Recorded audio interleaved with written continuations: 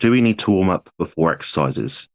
And is there a requirement for what they call an aerobic base? Right. That sounds a lot like two questions, two different parts. I'm not sure if I'm interpreting that correctly. But in terms of the first one, do you require a warm-up? It depends on what you're going to do next.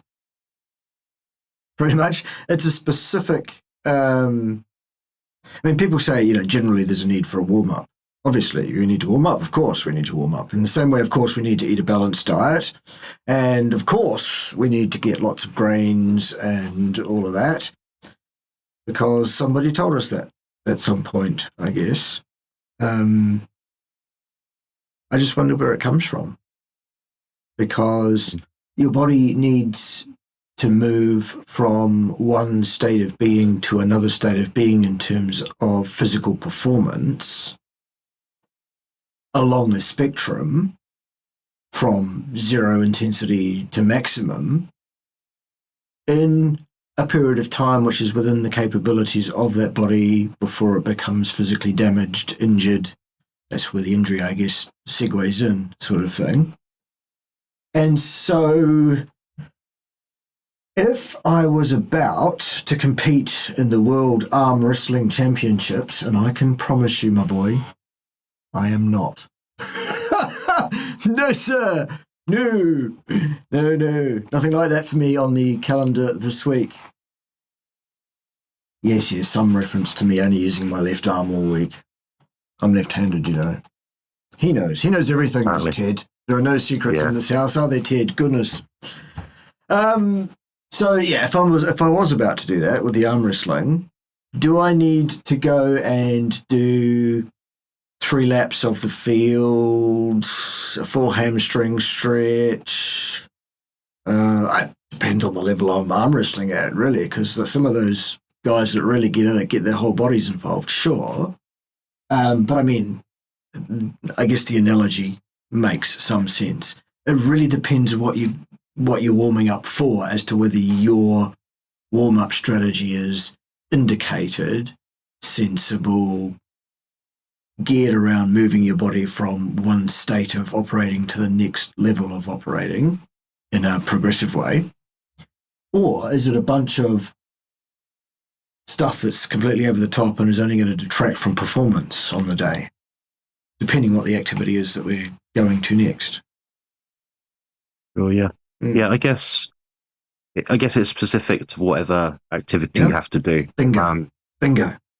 Yeah.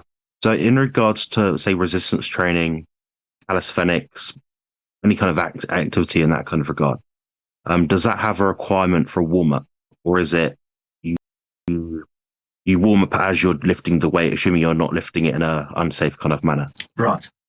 Let's take something like resistance training, weightlifting, as an example, because that's something I've done a lot of as a much younger man.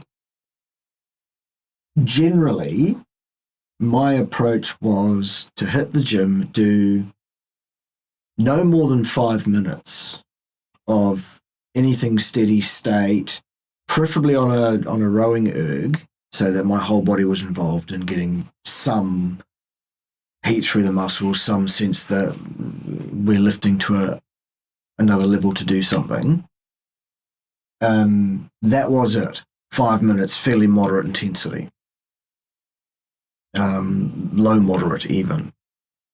And then my first set was about checking my own form, making sure I was lifting absolutely flawlessly, lifting a weight which for me at that time was probably not much more than 50% 1RM.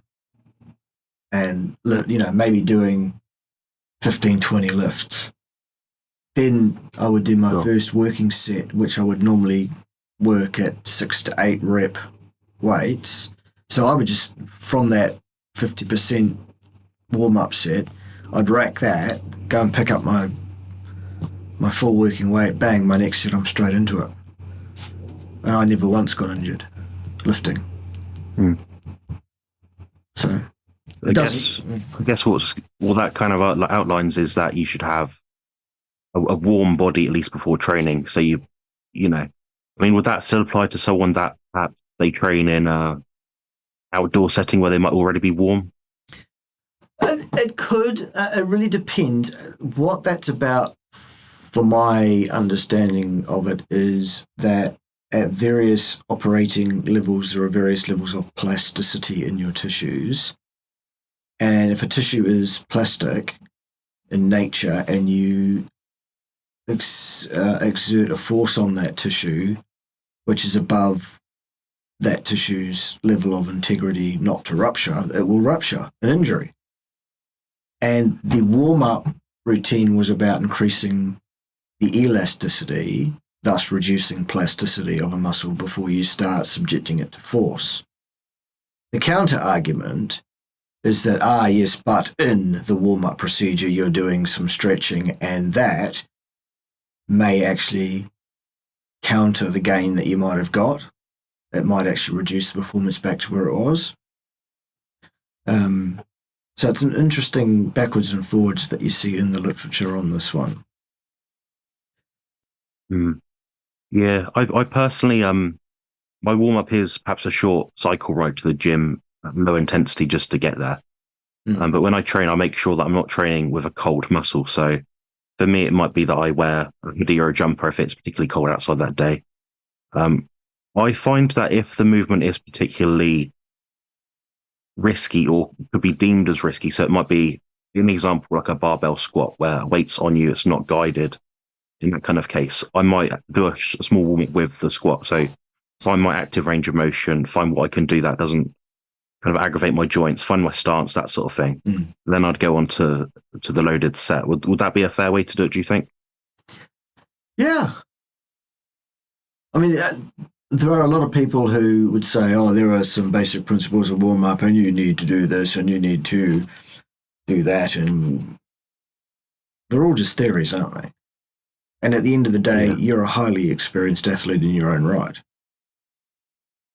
So if you've got a program that works for you and has worked reliably for you for years, I wouldn't be looking for a way of changing it anytime soon. I see. Yeah. So I guess what you're saying, although there is like inferences in scientific literature which say we probably should do this or might not have to do that sort of thing, different cases. There's always that area of subjectivity where your experience can almost override, almost like you're in kind of bro science, perhaps.